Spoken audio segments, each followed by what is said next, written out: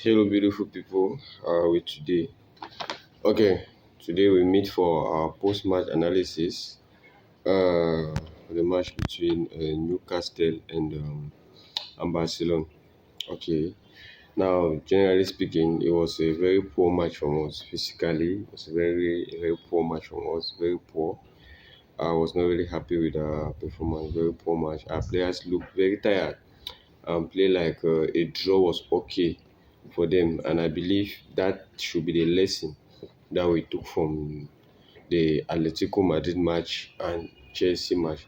Those, especially the Atletico Madrid match, okay, that match have really taught us a lot of lessons. I believe that's why our players played the way they played. Okay, our players refused to take unnecessary risks. Okay, our high line, no, that high line thing wasn't functioning. Okay, they just refused to take unnecessary risks and decided to get control of the game rather than going all out, which to me was a very good idea. Okay, they wanted the victory more. Newcastle actually wanted the victory more. Okay, and they even had more shots than us. Okay, if you look at it, they had more shots than us, even shot on target. They shot, they had more shots on target. Okay, compared to us. That's why you see our goalkeeper had a very good game. Okay, a very good game. But somehow I feel like I have this blame for him for the goal that we considered because okay, doing that goal, okay, he tried to step out. Okay, Barnes was standing basically alone. The ball had to cross him before getting to bounce the Newcastle guy. He tried to step out, but I don't know why he stepped out and stepped back. I don't know why. I don't mean why. If he even stepped out, he's in his 18-meter box. Okay, he's the king of that box.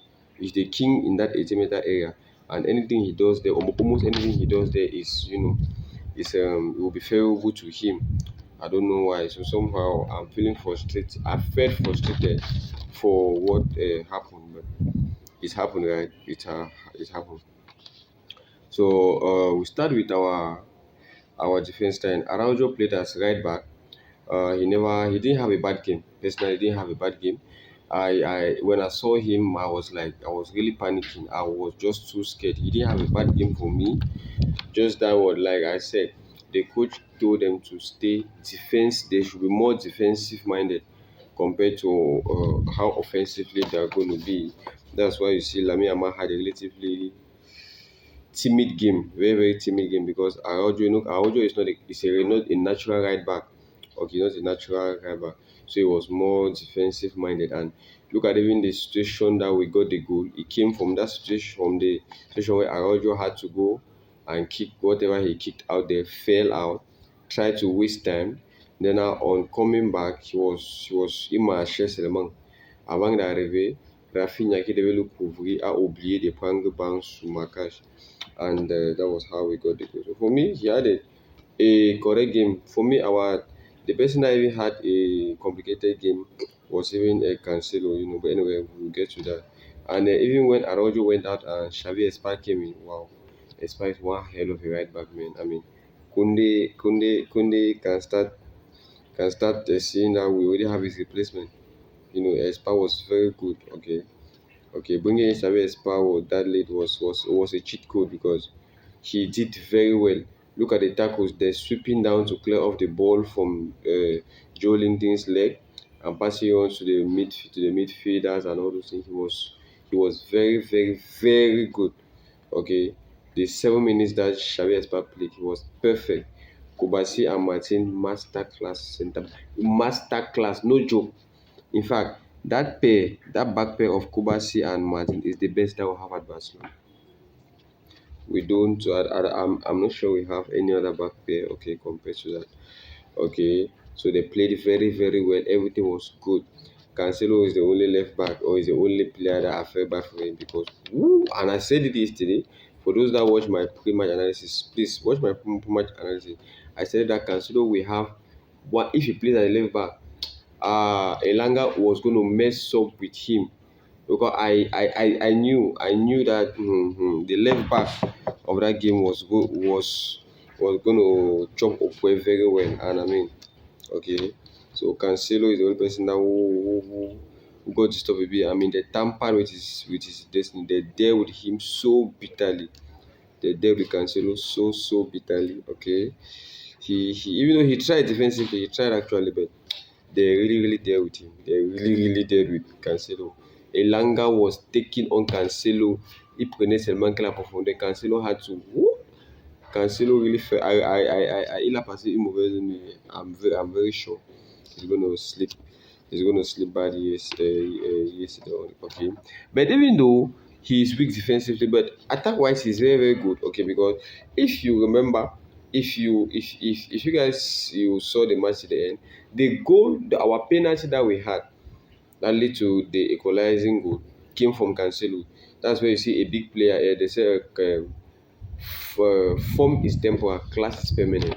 Okay, you see the way he had to dribble, pass, and eliminate three Newcastle players at the end. To dribble one, dribble two, dribble three before giving the ball to Rafinha. Rafinha giving now the pass to Olmo that had to do that fend to the goal before having that penalty. He's actually the maestro. The source of that penalty is from Cancelo actually. Okay, so good kudos to him for that. Apart from Elanga beating him, he had offensive wise. He was good. Bernal and Pedro had an excellent game for me. Ball control. While they were on the pitch, we didn't lose control of the midfield. We had most of the time we had the ball. Just that, like I said, the players they were told not to stress themselves. And immediately Bernal and Pedro went out. You saw that the midfield started shaking. Those guys were just running through, passing our pass, just going through our midfield anyhow. Okay, and for me, Bernard and Pedri should be our best midfield duo. It's true, Frenkie De Jong also has a place, but my point with De Jong comes with defensively. He's very weak defensively. Bernal is that midfielder that plays as a number 6, plays as number 8, and at times plays as number 10. Look at even before he sat down to complain about that his injury. They gave him a pass that he was running towards the goalpost. That's normally a number 10's that's a number 10's role, not his role. But you see, he was actually running towards the goalpost. And if he was fit and got that ball, who knows? Maybe gotten us a goal also. So I like the midfield pair, Bernal and Pedri. Actually, they had a good game. They controlled the midfield very well. And when they went out, everything started. Okay, ça tirait de tous les côtés quoi. Firmino had an average game, though I expected more from him attack wise. Okay, I knew that with Newcastle not defending, Firmino will have opportunity to give in shots, okay, and attempts a lot, but it didn't happen, and I really feel bad. I don't like. I like Firmino as a player, and I don't like when matches that he's supposed to prove himself like this, he's not going to prove himself. He will when we're playing a mid-table team or a small club and come and scores triple 3 goals, and these are matches that he's supposed to confirm. Lewy was the most useless player that we had on the field. Lewandowski was the most useless player that we had on the field. I don't have anything more to say about that. We need a new number 9. Final, please, Nigerians. We need a new number 9. The profile of Osimhen, please. Those that saw the match Galatasaray Liverpool understand what I'm talking about. Osimhen is one hell of a number 9. What? Osimhen, he was the one that gave the assist to Lemima to score. Okay, even if Osimhen does not score, but he keeps defenders on toes. They know that 1 second that you lost focus on Osimhen, he's gone now. Okay, he's gone. So we need a new number 9, please. Okay, we need a new number 9, and for me, Osimhen African best is the best option for Barcelona. As of now, we don't have money to go and sign Alvarez, so for me, Osimhen is our best option. Okay, the coming on of Ferran and Rashid did us more harm than good.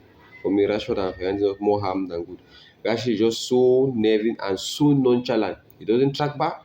He does not take on players. He does not whip in good crosses.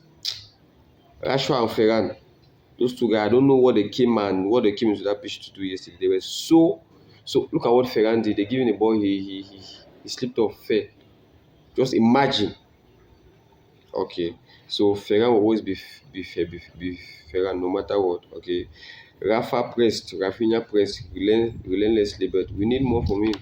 Rafa is having a problem. I don't know. It's been what 5 matches. He scored 1 goal. The Rafinha of last season. Where is he? We are no more seeing him. Okay. Lamine cannot be the only. Our team cannot be resting on a 18-year, 19-year-old guy. Lamine is the only one that the team is resting on. Okay. It really feels bad. Rafinha pressing is good, but we need more. We need the Rafinha of last season goals, assist. Okay, we need that. Lamine tried, but the absence of a proper right back costed us or cost us the match. Lamine was isolated. Okay, Lamine was isolated when he gets the ball.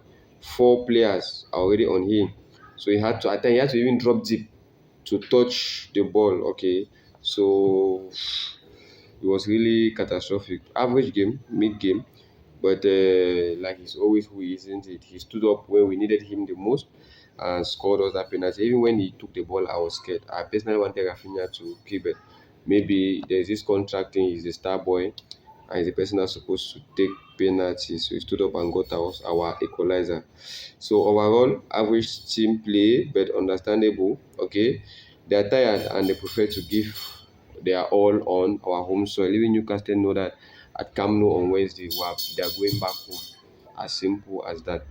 Thank you to Juan Garcia for keeping us. Because if this result is related to Juan Garcia, he tried everything. Even though I'm angry with him for the goal we considered. Okay, so we come to the end of our post-match analysis. Okay, thank you guys for watching. Okay, you give me your point of view in the comment section. I'll be reading and answering to all your comments. Please like, okay, comment and share. Don't forget to subscribe, okay, and turn on the notification bell so that you're going to get notified anytime I post a new video. Okay, see you on the next one. Together, Visca Barça, Visca Catalunya.